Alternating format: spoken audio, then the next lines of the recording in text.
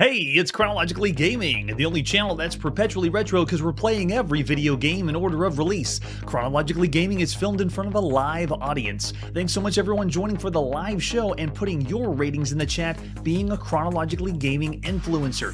You're now part of the latest phenomenon of the history of video games. Welcome everyone to September 1982. We were last playing Space Battle, and everything this episode is going to start with space. It is all the games released at some time in September, beginning with space. Let's go. Beginning with Space Chase for the Atari home computer. This one we've already kind of showcased here on Chronologically Gaming. It came out originally in 1981 by Swifty Software, but I couldn't find it anywhere, so this game has been considered missing and lost. But we do have the re-release, which is this one by APX. And all I have is an ad that was there by Swifty Software for Space Chase. And then the cassette tape to play on our Atari. We're going to pop that in with an example of the screenshot. So here's the manual. This is by APX, or the Atari Program Exchange. This is our 37th game that the Atari Programs Exchange has published. Way to go. This one's by Fernando Herrera. Way to go, Fernando. Conquer all the planets to enter the next galaxy. It's one player only. You need 16K on cassette, 24K on disc. How do you play Space Chase? What do you got for us? So this is all the usual we've been used to seeing on the APX. Oh my gosh, look at all this text. You're in a beautiful, colorful galaxy. Your mission is to conquer all the planets for the Galactic Federation and then go on to the next galaxy. A piece of cake, right? But don't forget about those dreaded clone robot ships that will pursue you relentlessly to every corner of space, destroying every planet in its path. Planets the Federation will hold you accountable for. You move your ship through space with your joystick until you reach a planet, thereby conquering it. You can plant nuclear charges in the path of the enemy clone robot ships. You can also protect yourself from your own nuclear charges by turning on your shields, but you earn fewer points if you do. Another way to elude the enemy is to venture past the galactic fringe and re-enter the galaxy from the other side, so that means the screen wraps around. The more skilled you become at conquering a galaxy, the tougher the challenge you face. In the first galaxy, you have to dodge only one clone robot ship, but you face more enemy ships as you enter additional galaxies. You have only one life for your mission, but you can enter any number of galaxies. Your mission ends when an enemy ship destroys you or your ship explodes from a nuke. This is real-time, fast-paced game offering realistic sounds and colorful displays, features space chaser options for the number of nuclear charges you use, protective shields, intelligent pursuit of clones. So a few options for the game, and it explains all the required accessories we need. And if we want to contact Fernando, there we go. Or I think it's a Atari Program Exchange. So just how to load us in the game, and then the first screen display and what we're supposed to select after that. And then we also have a high score table. Very, very nice. You can press the option button to turn shields on or off. Select button adjust the number of nukes you can have in the game. So they have the options that we've seen on the Atari computer. And then we have the rules. You move the joystick. We're going to have our Atari VCS plugged in. Move it any direction you want. Release it when your ship stops moving. And you plot nukes by pressing the red button. So we're just going to be dropping tons of nukes down in space. Sounds fun. Shields protect you from exploding only if you accidentally hit your own nuke, but they don't protect you from enemies crashing into you. Conquer planets by reaching them using your joystick. If an enemy crashes into a planet, from both the planet and the enemy are destroyed, but a new clone ship takes off from its base. So you conquer a galaxy when all planets have been conquered or destroyed. You then enter a new galaxy. So you can actually keep going further if all the planets are destroyed. Okay. And there's the scores we need. Because it's 1982, you gotta know what the score is and get the high score. And then we have some game hints. Very, very nice touch. And as usual, APX at the back of the manual has, there it is, the review form. What did you think of the game? And you send it into Atari. We won't be filling that out here. Let's pop it and play Space Chase. Fernando Herrera of APX at sometime in September 1982. Yeah, I love nukes in games. The more you nuke things up, the better. All right, here we go. So Space Chase. I am not familiar with this one. Already we're hearing those really, really cool engine thrust sound effects.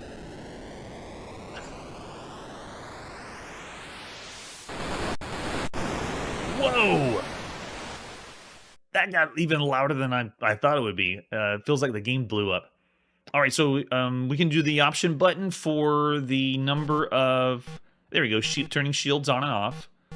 And then we have the select for the number of nukes. If you look in the top left, I'm going to max it out. Give me all 125 nukes. All right, we're pushing start on our computer, and we're in. To play Space Chase, finally. So I'm located in the bottom right of the screen, and as soon as I begin, you can see how my ship, that's me dropping down nukes. What? The ship went the ship went diagonally through. So the clone ship can go diagonally. That means I need to drop nukes a different way. And only cosmic dust is left. So we've already had a game over. That was a fast death. Let's push start again. Reset and try again. So change this up. Galaxy looks a little different. Each one of those colors, the circle colors, are planets. Okay, here we go. Destroy. Finally. Okay, we took out one. Wait, an immediate one comes right after that? Okay, we can lure him into... Oh, we can change to the other side of the screen. That's right. So you can see my point score... Why is my point score negative? But I can use the wraparound to take things out. And confuse the enemy. So, like, you can get the enemies to go back and forth while you're trying to defend the other planets. I've only play tested this one time, and I think I've already figured out how to beat the game because, but it's saying my point score is going down by -50. I wonder if you lose points when you wrap around the sides of the screen. Maybe we should just blow it all up.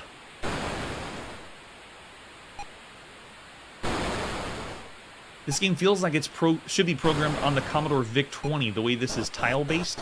We rarely see this kind of game program style on the Atari home computer. Because notice whenever I move the ship, it doesn't feel as smooth moving around. It's like one tile at a time. All right, let's try it one more time. Push and start on our computer. The concept's interesting. It's essentially you're supposed to take over a certain section. And the way that you lure ships around is kind of similar to another game we've already played. I already see a 2 in the chat. Yeah, it's rough. It's a trickier game because the style of gameplay is similar to like a tank style game. That's what it feels like. It doesn't feel like I'm playing as a ship. And the way that you're luring something into something else is like those old school mainframe games that we played several times. See, I can just hang out over here and watch it. Yeah, the ship will fly directly into it every single time. So yeah, it's similar to that concept. Which I need to make a note of that because that means we've had this style of game before. Yeah, I already see Chiptune throwing out 1.5 stars. Yeah, the movement's low. It's not done as well as anything else we played. Well, there you go, a quick taste of Space Chase. After not seeing it in 1981, I really wanted to check it out, and I'm glad we did. But now that I have, there's better games you could be playing on the home computer. It's slightly original. Yes, there we go. Thanks, Curtis. It's like those old-style escape-style games first showing up on mainframe. Yeah, and it looks like basic, too. So of all the games you could play right now, yeah, it's in around the bad range of everything so far. Yeah, mainly saying there's a puzzle element to it. I agree with you, because it's not doing what you'd expect an asteroid or a multi-directional shooter. It's dropping mines down. So it's a different style of gameplay than before, than anything else we've seen. I see Jimmy throwing 1.5, and then there's 2 by Charlie Chuck. I'm still going to say 2 stars. It's bad, but it's the best of the bad of all the games you can be playing right now on a home computer. And it's not because of the game, the game concept. It's the way it's released. They could have made this better, run faster, things like that. All right, so let's see what our next title is. Now time to go to the United Kingdom and play Space Fighter on the BBC Micro. More space games. Let's take a look at the box. This is by Superior Software for the 32K BBC Micro, which means you need the BBC Model A. Can you do Model A with this? That would work. That would work great. There's our cassette tape to play some Space Fighter. Yes, pretty generic name. And there's an example of the screenshot. All right, so here we go. Space Fighter has the Superior Software version and then the original done by just Richard Hansen. So I'm going to go ahead and pop in the original, not the hacked version, of Space Fighter. Richard Hansen, originally by Program Power and then by Superior Software. at sometime in September 1982. There it is, R.M.P. Hansen, or Richard Hansen. We've seen Richard Hansen on the Acorn Atom, first doing Demon Dungeon, and then 3D Noughts and Crosses. He also did Invader Force, Martians, and Warlords. This is his first game that we played for the BBC Micro. Do we want instructions? Yes. How do we play this? There's the score for everything. Mutant Swarmers, Trimorts, Baiters, blow them all up. We'll hit spacebar, and the object of the game is to defend your planet from the menacing aliens. You're in control of a spaceship equipped with a laser gun and 3 smart bombs. You control with the keys A and Z, copy to fire, thrust to move forward, and then return to use a smart bomb, which means you blow up the whole screen. You have to attempt to destroy aliens with the laser or smart bombs, and smart bombs blow it all up. And there's the different types of aliens. We have mutants that move randomly, swarmers move away from you, trimorts. Okay, so they have different enemy types. Baryons and asteroids can only be destroyed by a smart bomb. You have to shoot at the fuel dumps to replenish your fuel supply. All right, so I got the keyboard controls down. There's our points that we got to know in 1982. What skill level do we want? Let's go with 2. Here we go. Now, BBC Micro is the computer that has a very well done Defender clone that you can play, that they ended up changing to the name Planetoid because they didn't have the rights to it. Alright, so there's how I can move forward. Okay, so fuel moves us forward. That's your way to dodge. And I have a firing shot. Where's my smart bomb?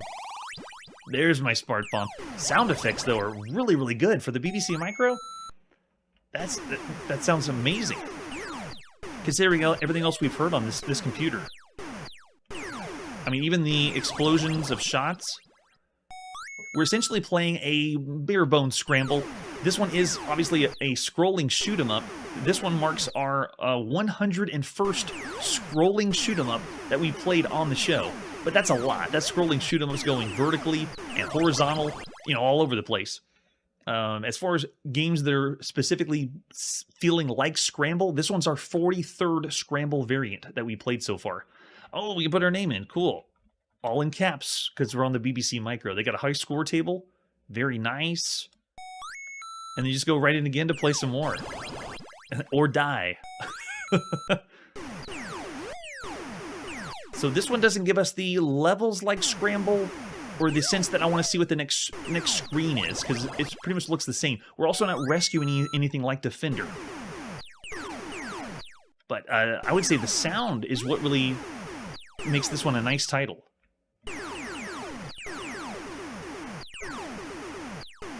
Some of the enemies... There we go, I'll just use a smart bomb. Some of the enemies seem like the shots don't do anything to them. Oh, this is one of the best. I'd still say Defender is one of the best, especially if you're wanting to play a shoot 'em up. Frantic, hectic. Yeah, see how some of the shots don't completely destroy the enemy? Like you need to do multiple shots. And the fuel level is ticking down slowly, just like a timer from Scramble. Yeah, it seems like some of the enemies take more than one hit. And their shots coming really fast, too. But I have a lot of firepower. I mean, look at this. I'm spamming the fire, and it's not letting up. Very refreshing when you consider we started with shoot 'em ups where we're just firing one shot at a time. So really cool. Yeah, this would be really fun to play. On the BBC Micro right now, you would really enjoy this if you like shooters. Jimmy's already thrown an above average of all the titles so far. Now, of everything on a home computer, this one still feels like we've seen already quite a bit of horizontal shooters. I mean, this is our 43rd Scramble variant, and we have played several on home computers, and so there's a lot of other ones out there that have more depth to them. Levels, concepts. You notice that all the power-ups come with us. We have all the smart bombs here. It's true, Chiptune is no Time Pilot. We haven't even seen that one in the arcades. Time Pilot doesn't exist yet. Alright, so I already see around 3. Yeah, it's not exceptional. I'm thinking still around the average range.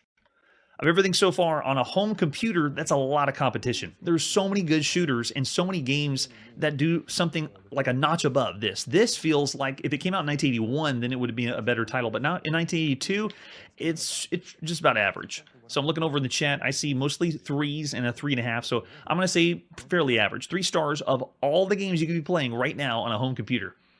I know if it was only the BBC Micro. Oh yeah, if it's everyone, Barto's saying 2.5, very nice. Still a fun time. Sounds good too. For a home computer arcade game, it's pretty nice. All right, so let's see what our next title is. We're now going to the arcade in Japan to play Space Raider. Starting with the advertisement flyer.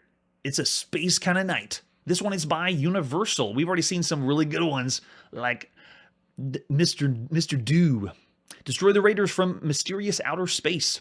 With 2 examples of the arcade cabinet, upright and cocktail. Very, very nice. I love the Tron lines in the background. And then, yeah, there it is.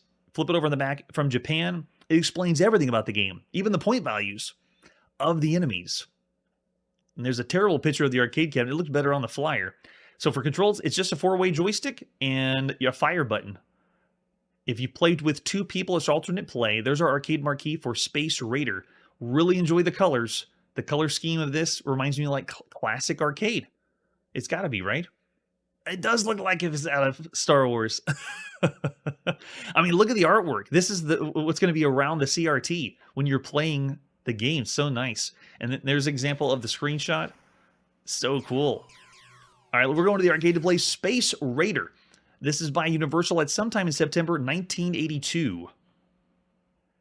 And this is our 451st arcade game we've played on the show. 451 arcade games right here. So much arcade, so much classic shooters too. All right, so the attract mode is already starting us off and give me lots of vibes of games we've already seen, like Radar Scope in November of 1980, Astro Fantasia that we played in April 1981, and then Skybase that we played in May 1982. All right, let's see how this fares compared to all the others. Putting a coin in. Yeah, the graphics look super sweet. Push start. We're in. Wow, love it.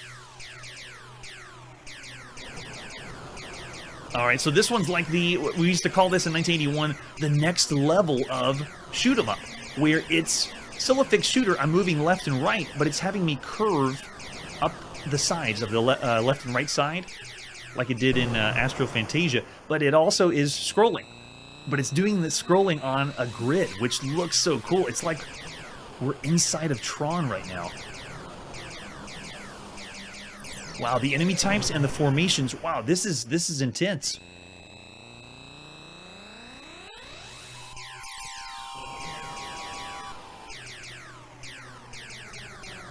What kind of firepower do we have? It looks like, yeah, and the bullets that are coming at me almost feel like I'm playing a proto bullet hell, because the amount that's coming at you, the difference between a shoot 'em up and then the next level of bullet hell is there's so many bullets that it turns into this almost puzzle game or a movement for your ship between. I mean, look at that. The amount that's coming at you, you have to think of what the pattern of your ship's going to be. All right, we're going in again. I got enough quarters, yen, and go. Because we're obviously in Japan. The viewpoint is so much like Radar Scope, but the scroll though feels so cool. I have no movement of my ship except left and right. So I can't move forward and backward. Like, see the bullets that just came at me? Wow, yeah, you have to dodge, find the hole of the horde of bullets that come at you. Not for the faint of hearted, definitely for the pro. And see how they have a formation of ships? Wow, that's impressive. Yeah, if it's too tough, you could rate this lower. Because you go to the arcade, if a game ends up being so difficult that you don't even get very far. I mean, look how fast my lives are going. And we played quite a bit of shooters. The patterns of these enemies are different. I'm very familiar with Galaga's, but I mean, look at the different enemy types. We even have a UFO that's dropping off more enemies now.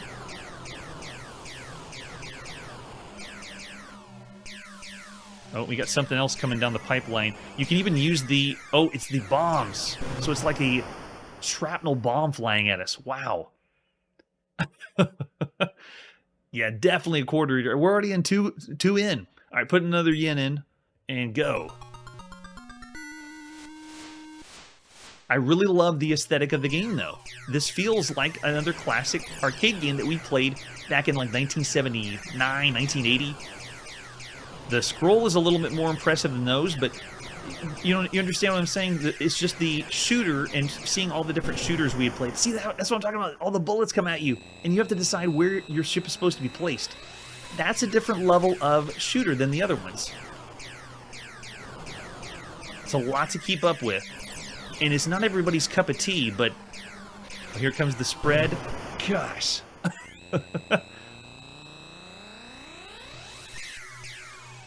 Yeah, if you enjoyed shooters, God, yeah, it'd be so fun to play.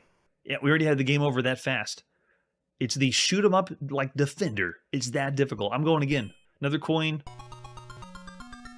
We got enough cash. We're going to use it.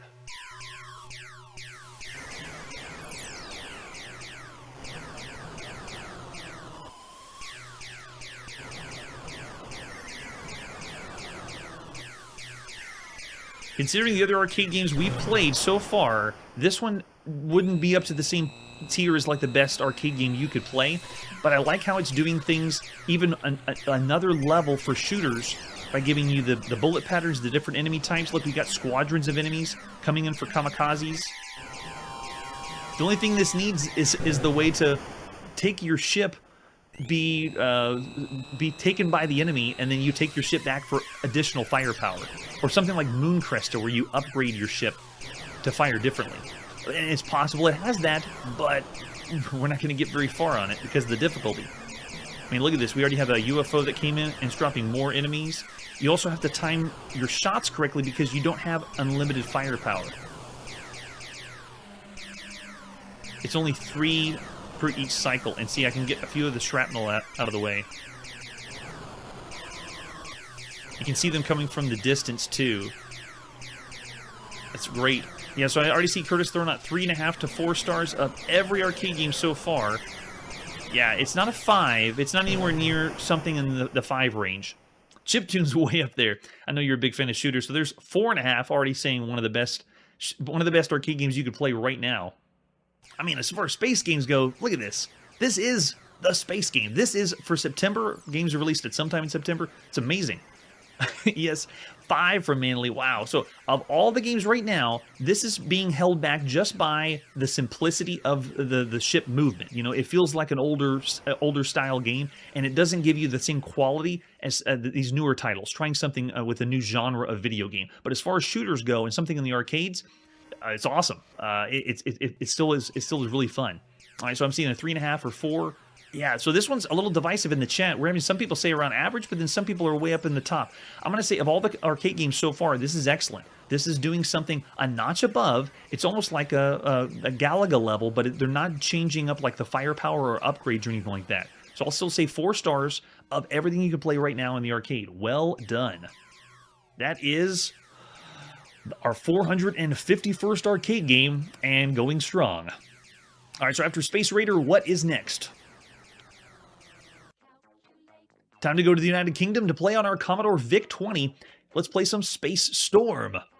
Got enough space games for you? All right, so the first box that I've tracked down for Space Storm looks like this. I mean, look at that. It's like hand-drawn. So nice. Requires no extra RAM. And then later, Rabbit Software releases it like this. Generic space cover. Still unexpanded VIC with an example of a screenshot. And all we have is the disc version and tape version for this one. We're popping in the tape to play Space Storm. This is by Rabbit Software at sometime in September 1982. More space. Give me more space games.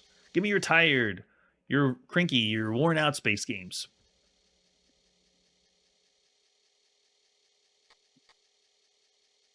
I love hearing the disc sound. Yeah, Manly, that kind of reminds me of the homemade video games people produced and as their own publisher. Destroy the asteroids. Your control sticks are, wow, F1, F3, F5, F7. No way, I'm not going to control it with a keyboard. Yeah, we're going to do joystick. All right, hitting J for joystick. All right, it boots right in. We have a first-person view, and this crosshair is where we are. If you look down at the bottom, the long-range scan says, an asteroid's coming, quick. So you have to find it on your screen and blast it.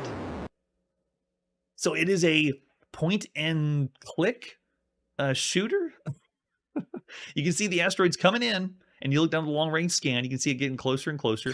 Just blow it up.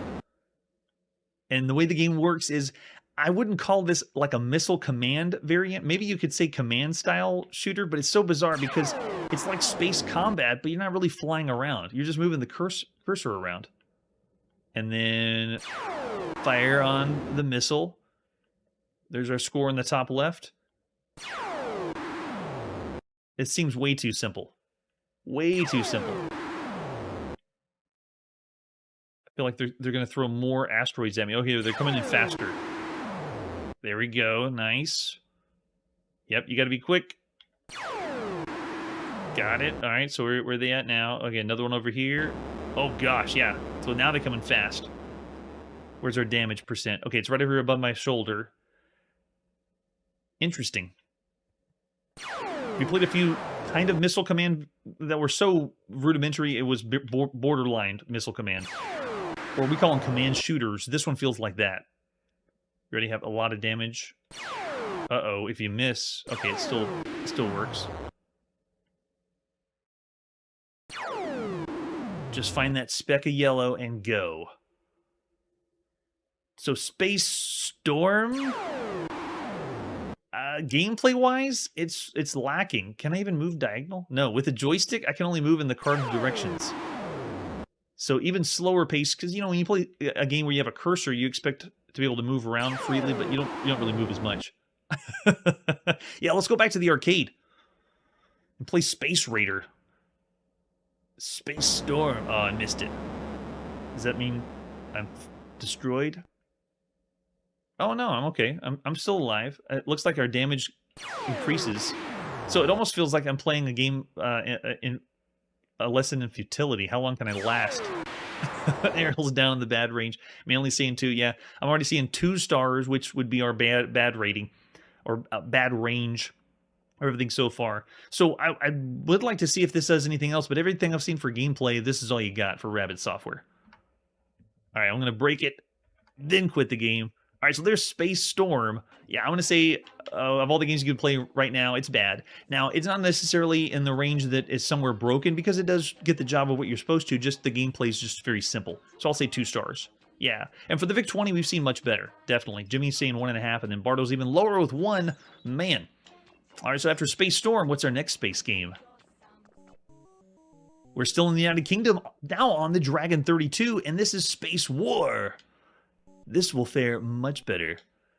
So this box that we're looking at is technically the one from 1983, but we'll be playing the exact same game. Space War we saw already as Space War or Color Space War in May 1981 on the TRS-80 Color computer. So here it is in the United Kingdom on your Dragon 32. What else do we have for Space War? Oh, there you go. That's the first box. So this would be the one you would have seen from 1982. Classic, old school Dragon 32. With the box for the original. And then the inside sleeve does have the loading instructions. And then it gives us the... Okay, no instructions for how to play the game, though. There's the cassette case, and there's the first one that you would have seen. We're going to play the first. Here we go. It's time to play Space War by Spectral Associates, published by Microdeal at sometime in September 1982.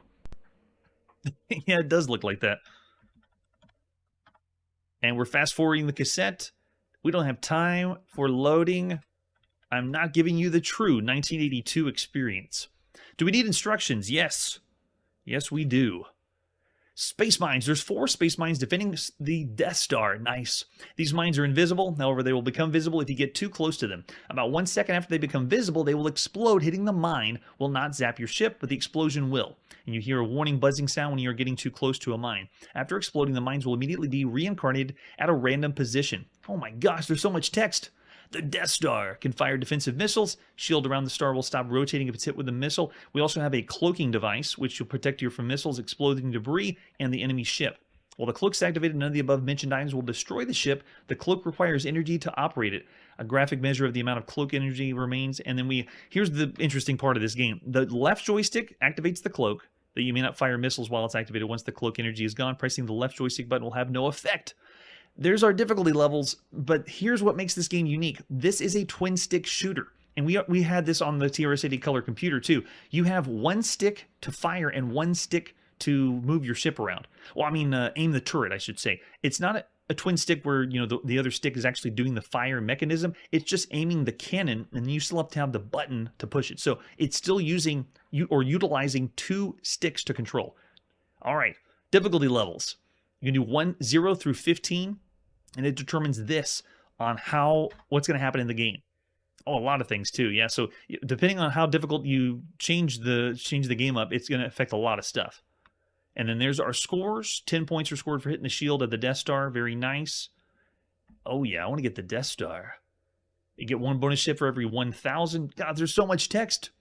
After reading a novel, we then can play the game. If you don't hit anything, it'll enter a demonstration mode and play itself. And you click clear to get away from it. Here we go, the movement. The right joystick controls the direction of the acceleration. The left joystick controls the direction of the ship's gun. Wow. So everyone got your joysticks ready? You need 2 of them to play Space War. Oh, look, and it says Color Space War here. Like it did on the Coco. So we're at the boundary of the known galaxy. Please identify yourself. Last person in chat was Curtis. What level of difficulty do you want to try? Let's go with level 3. Here we go. All right, so I am flying into the sun. If you look at the top of the screen, I'm a very small, colorful ship, and you see I have different space mines to blow up. Yeah, the control of those, amazing, because using 2 sticks at the same time. I can't imagine holding the 2 Coco joysticks, though, because they're both analog. You can barely make out yourself. So that was my same gripe I had whenever we played the original on the TRS-80. It's just so hard to make out where your ship is. So I'm currently in the bottom right of the screen, and you have gravity coming in from the black hole and the sun. And so we have our base here to destroy, or the shields on the outside, or I mean protect. And then we have all the mines to blow up. But we fly around the screen very similar to the original Space War, the one that was on PDP, mainframe, and then the very first game we ever played here on the channel in the arcade. But sound effects, you're not really going to do much for what home computers could do, but this one, the control is what shines, and feeling the feeling of the gravity is what really drew me to it when we first played it.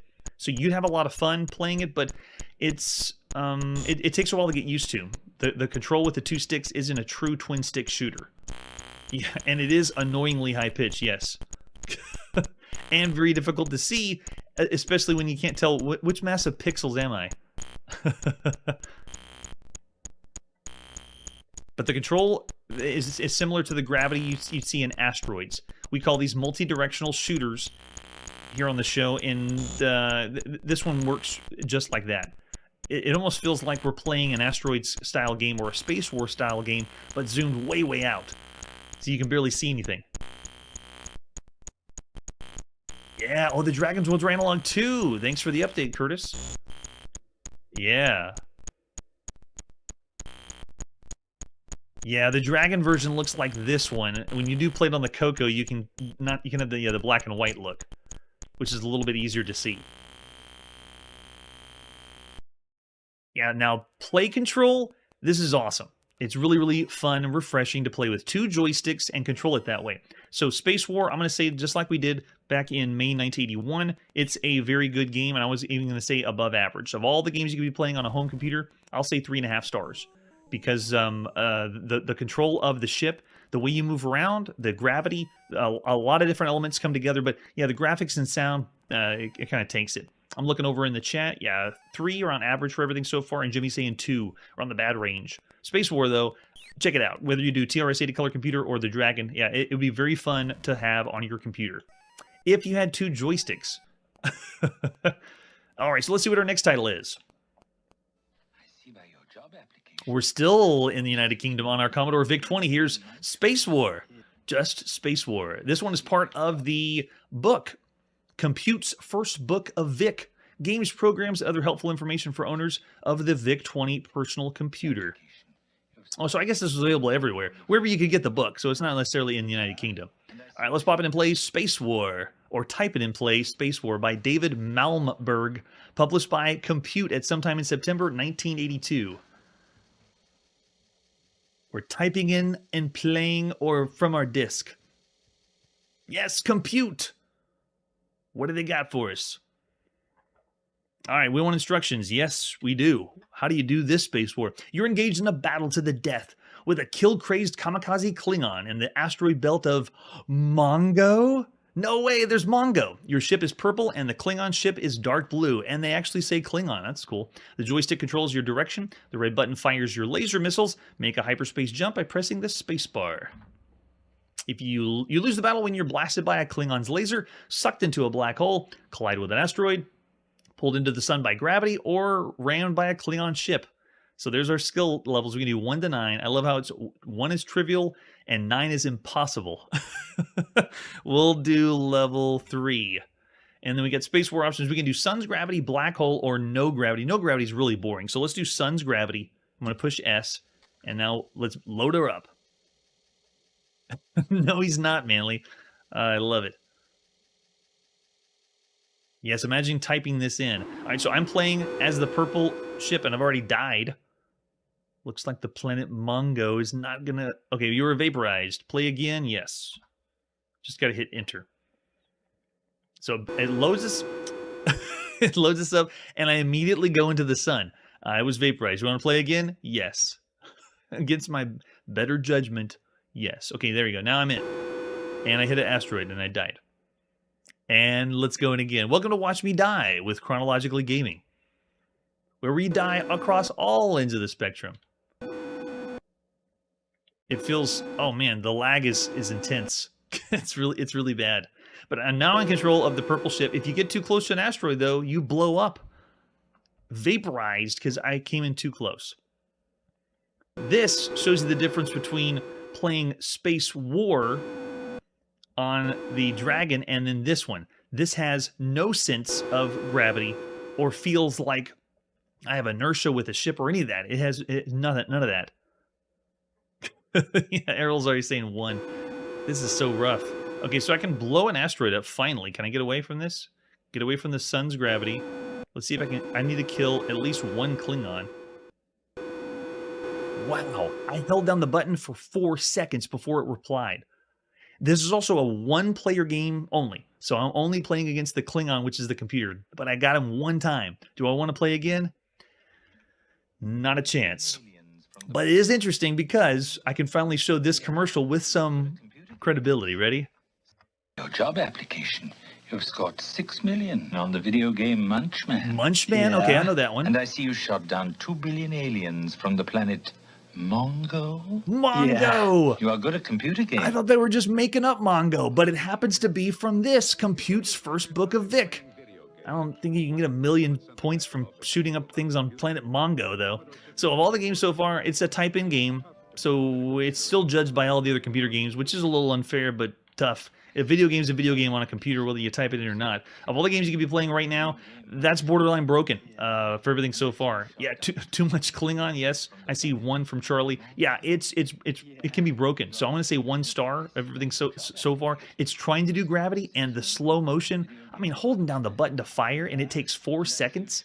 And of course, it depends on where the other ships are and whatever movement's happening. But yeah, it's low. Yeah, I'm seeing that some other 1s out there too. Yikes for space games. That's very rough. All right, let's see where we're heading now. Time to go back to the United Kingdom to play on our Sinclair ZX Spectrum. This is Spectres. I'm intrigued. We already have a Spectre game. Let's see if this has anything to do with it. And it does not. Here's our cassette case for Spectres. This one's by Bug Byte Software. This one's their 16th release that we played here on the show. And I'm not familiar with Spectres. Let's check this out. Flip it over. Yeah, it's just the cassette case, so no information there. This has a ghost on the front, so that should give you some kind of hint of what the game is. What else do we have for Spectres? Besides the box, there's our cassette case, or cassette tape we're going to pop into play. And, oh, we just have a fun graphic. Nice. You called it. So we open up the inside sleeve and it tells us all the information on the screen, the top status line, the number of lives you have left. Eddie starts with 3 lives. We get to play Eddie. Where is Eddie? Where is it? There it is. How do you play specters? Eddie the electrician has a new job. He has to rewire the old mansion on the edge of town. Unknown to Eddie, the mansion is haunted by 4 wicked ghosts who don't like humans at all. I've heard that one before. The ghosts all have different personalities. I've heard that one before. Speedy is red in color and rushes around the house looking for someone to frighten. Spooky is green and has a special talent for finding humans wherever they may be hiding. Spiffy is on the other hand, is yellow in every sense of the word and stays well away from intruders although he will of course scare them if he finds them. Sparky is a fairly normal kind of ghost. He wanders around doing nothing in particular until he finds a live person. Living beings bring out the worst in him. Eddie's job is to go around the house fitting light bulbs. When he's completed the entire floor, he may move on to the next level through the central stairwell. Unfortunately for Eddie, the ghosts don't like light at all and will scare him senseless, driving him back into the stairwell if they catch him. Eddie will then be taken gibbering to the local happy home. I've never heard it referred that way, but I'll take it. On each floor, there's 4 old power generators, and if Eddie gets to one, he'll switch it on, and all the bulbs he has placed so far will light up. The light makes the ghosts very weak if they come into contact with it, and whilst in this condition, meeting Eddie will cause them to rush back to the stairwell to recuperate, like the Pac-Man ghosts. The generators only have a small amount of fuel, and when this runs out, they will break down and cause all light bulbs to short circuit. In some of the darker corners of the house, Eddie can find cans of petrol and collect it so that the generators can stay on for longer, although he can't refuel a generator that's already on. So it is a maze game. And the way you control it is left, right, up, and down. But on the ZX Spectrum keyboard, we've seen other games do this on the Spectrum. They give you lots of different options. You don't have to push just one button. Look at this. To move left, all the keys that move left are on the lowest keyboard row. So all the keys on the lower row are to move left. So they give you a lot you can push. Just mash things on your keyboard. You'll figure it out. So this one was available in a few different versions. We're going to pop in and play the first one by David H. Lawson at sometime in September 1982. David H. Lawson also did Arcadia that we've seen and Spectral Invaders on the ZX Spectrum. I'm ready. Are you ready? David H. Lawson, let's do this. I like the sound effects though, it's fun. There we go. We're dropping our light bulbs down already, and we have the generators. So yes, it's another Pac-Man variant. Yet another one. This one is our 108th Pac-Man variant we've seen on the show. And this one is combining elements like Super Mouse or the Amadar, like painting around the room. But they're changing up with light bulbs. So we got a generator to light one of them up. It looks like the yellow ghost. He's the one that's the one that's always scared of everything. But you can't win the level until you light up all the bulbs. So you notice how I have the bulbs went away. So you have to form a path without using any power-ups and getting all the bulbs to light up the level. Very, very tricky. Oh, see, I started the generator again. Darn. Can I turn it off? No. This game feels and looks like some later Spectrum releases. In fact, this and Hungry Horse feel... most of the ZX Spectrum games we played feel so basic and rudimentary that it wasn't doing the computer justice. But then we played Hungry Horse, and this one has the color and look of what I expect from some of the top quality ZX Spectrum games. I know it's just Pac-Man, but it just has that identity to it. Let's see if he runs away. Is the yellow guy going to bolt it? No, he's not going to bolt. Okay. So what you can do is watch the ghost when it gets to this. When they turn to that state, then you can touch and send them back to the beginning again.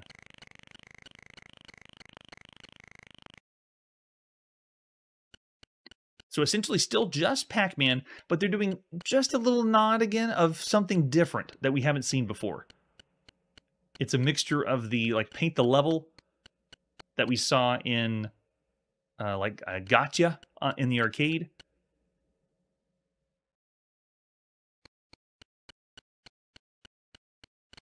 I'd still give the nod to Hungry Horse, though. Being able to go screen to screen. Oh, we got one chasing us. Oh, he didn't want to follow us. Nice. That's true, yeah. It does kind of remind me of that. That's the same. Let's go around and cover everything before we can go on to the next level. And we have the teleporter in the middle. We have another battery here. So now I got to be able to make my way around this side. Can we confuse the red ghost? Let's see. He looks like he's just going in circles. Nope, now he's chasing.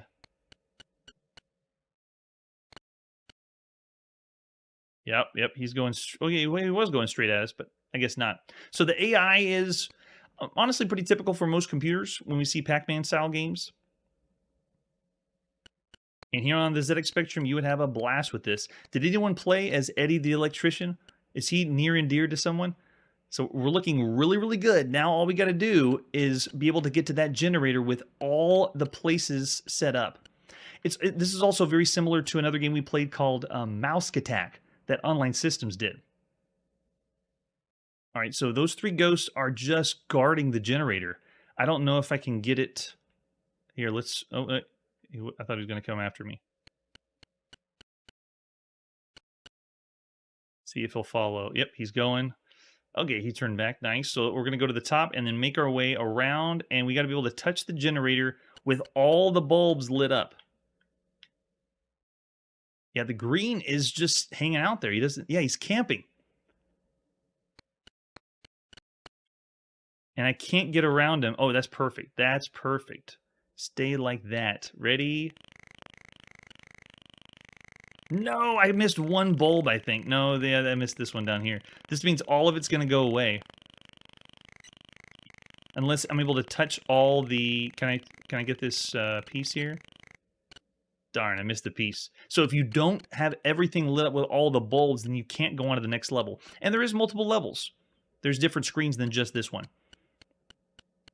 Yeah, it feels like the ghosts are very smart. Yeah, good point, Curtis, about Munchman, yeah. And it's whenever you get scared by a ghost, Eddie runs to the center again, and then the level resets, but it saves your bulbs that you set out. So you'd have to have a different kind of route or path to take all the way around. There you go, so that's Spectres. Another Pac-Man game hitting on the theme that they're ghosts and they're supposed to be scary, even though it's really not that scary. All the games you can be playing right now on a home computer, I still say above average. The way that they have designed multiple levels, the change-up of the Pac-Man formula, and then a larger character on screen with the AI of the ghosts is still fun. I'm seeing Bartleman seeing 3.5, 2.5 from Errol, and then lots of averages, pretty much average for everything you could see so far. Yeah, so I'll say 3.5 stars for Spectres.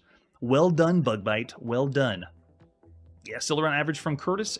And yeah, so lots of 3.5 star ratings out there. All right, let's see what our next title is. We're still going to play on our ZX Spectrum. This is Spectrum Chess 2, the sequel. Here's the box for Spectrum Chess 2. Honestly, I'm only playing this just because we're cataloging everything. This is the same as Spectrum Chess and Spectrum Voice Chess, at least as far as I can tell. I don't know the technicalities behind it. It was originally done by Arctic Computing, just like the other ones, and then later by Dixon. So let's pop in and play Spectrum Chess 2 by Chris A. Thornton, and I haven't confirmed that. I just know that all the other Spectrum Chess and Spectrum Voice Chess were done by Chris Thornton. All right, so we want to play chess. We want to start as white. And give me a 80-second limit. So it looks familiar because it's the same as the other chess games we've already played. So this style is the same one we've seen before. You do whatever you want for quadrant C2 to C3. Ready? And then go. And we've already been able to have the chess game talk to us, so it's not that impressive. I know it's chess with coordinates. So I'm going to have to go low. It's possible this just has bug fixes, but I can't confirm that. But I'm still going to say, of all the games you can be playing right now, it's not everyone's cup of tea, but I know. Where's the lore?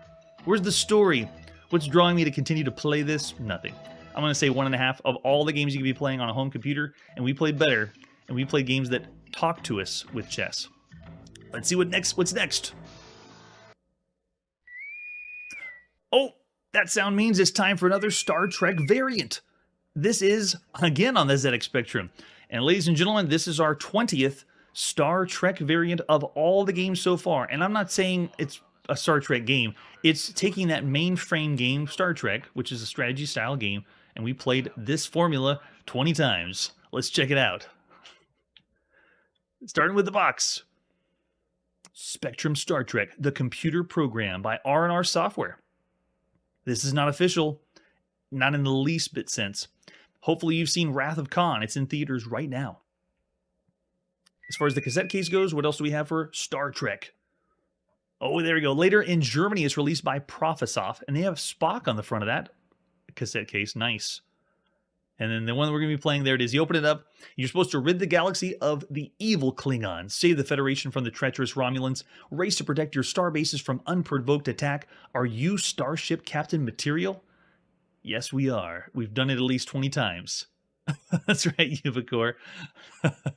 And this may have been the first one. It's the most grungiest looking and simplest box of Star Trek by R&R Software, with an example of the screenshot. So this one, you can see, has several different versions released a few times. Let's play the first one.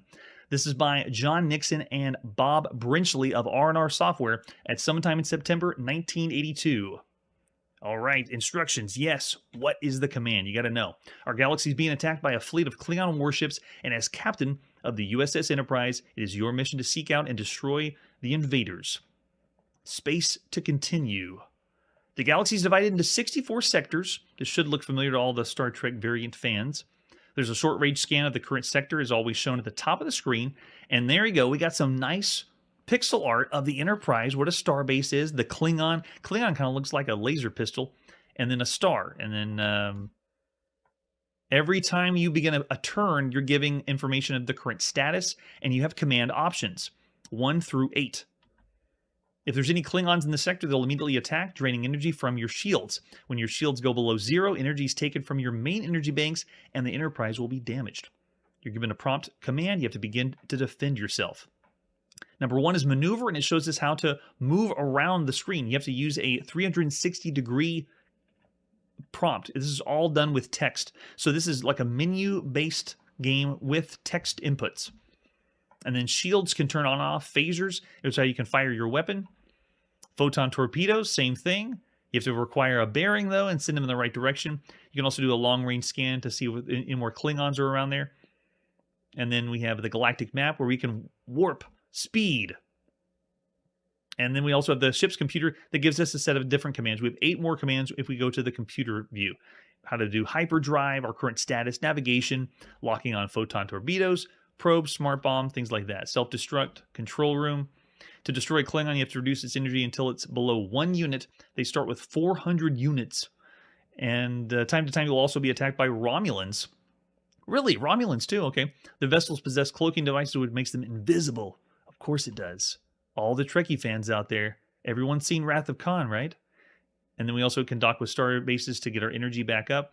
The Klingons are going to be trying to go to the star bases and destroying them, so it will lose our ability to restore our energy. These are the voyages of the Starship Enterprise. Its 5-year mission to explore new worlds, to seek out new life and new civilizations, to boldly go where no man has gone before. One moment, please, Captain. I'm just creating the universe. Oh, I love it. This is a true Star Trek game. These are all fan games, like the original done on mainframe. You have until stardate 102.5 to destroy 95 Klingons, and we have 8 bases. So it's all random every time you play. Very, very nice. I like that touch when the games have a random element to it. All right, so is this acceptable? Yes, we will not randomize it again. And then what's our self-destruct code? 1, 2, 3, 4, 5. All right, ready? There is our control room on our computer. We got all our commands. We're entering this sector. Let's go. All right, so, we got a Klingon here already. Quick, shields. Turn them on. Shields are 1,000. 100 on there. Get the phasers out. Go. Command phasers. Energy. Give me 300. Yes, hit him at 5-2, and Klingon is destroyed. So starting off on a great start. And so the way the game is played is every time you have a turn, you're supposed to make a command. Notice the command is asking me, and then it's going to ask again. So it's in a turn-based style. And so now we can do our adding more to our shield. So how much power do we have left? There's our total energy. We do have the power. We have a star base under attack, so we should warp to that next. So let's go ahead and do our shields. And then I want to add 200 to shields. So now you can see our shield energy is... Oh, no. No, I don't want to... Wait, no. I want shield energy at 1,000. There we go. And I think we have to lower our shields to 0 before we high-speed warp. And they already... Wow, the Klingons destroyed it so fast. They already got to the starbase and took it out. Wow. Okay, let's do warp drive. And let's do 5-2. Let's see if there's any guys left.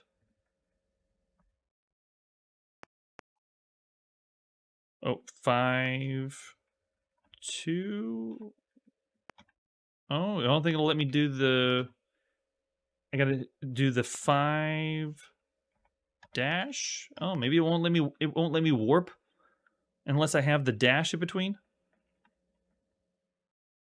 Or warp factor 5. That's why.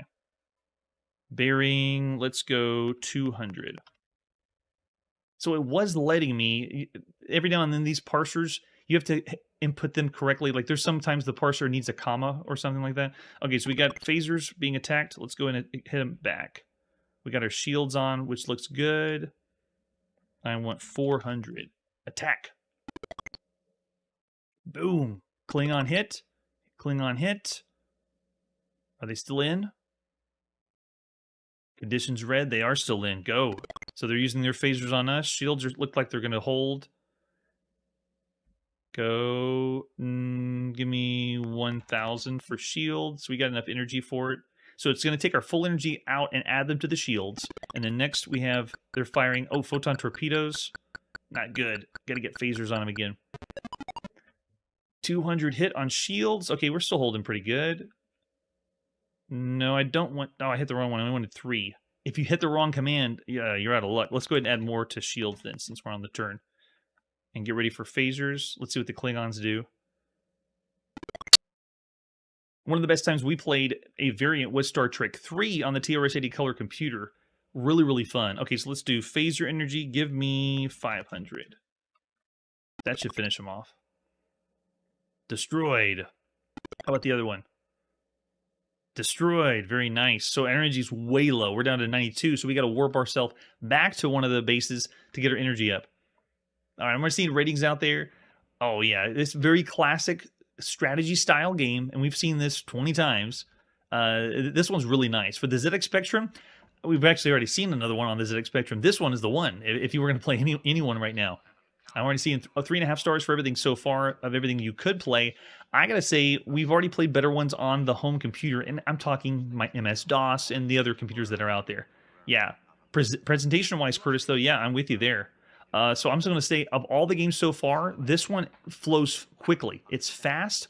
It has enough animation, but it does what it needs to for the strategy title. Jimmy's even saying 4 stars. I'm going to say 3.5 for everything so far on a home computer. Wow. Very well done. All right, it's time to put our video game playing on pause and play another day. Tune in next episode for a space game, a new game by Infocom. And they're going to do the space game the way they do it best, through narrative fiction or interactive fiction. That's it for today, and like I always say, space video games will never die. Hey everybody, thanks for checking out the channel and joining me on my quest to play every single video game in order of release. We'll be streaming live every weekday at 9 p.m. Central, so join us and let us know if we missed any games along the way. This video would not be possible without Launchbox, RetroArch, and MAME. Tell all your friends there's some crazy guy named Chronologically Gaming trying to play every single video game. We have links down below that'll send you to places like our Discord and Patreon, and one that says all the video games we've ever played. If you go there, it's a list of everything, and you can click right to the game you want to see. Chronologically Gaming is the name to look for. We are perpetually retro, and we will catch you next time.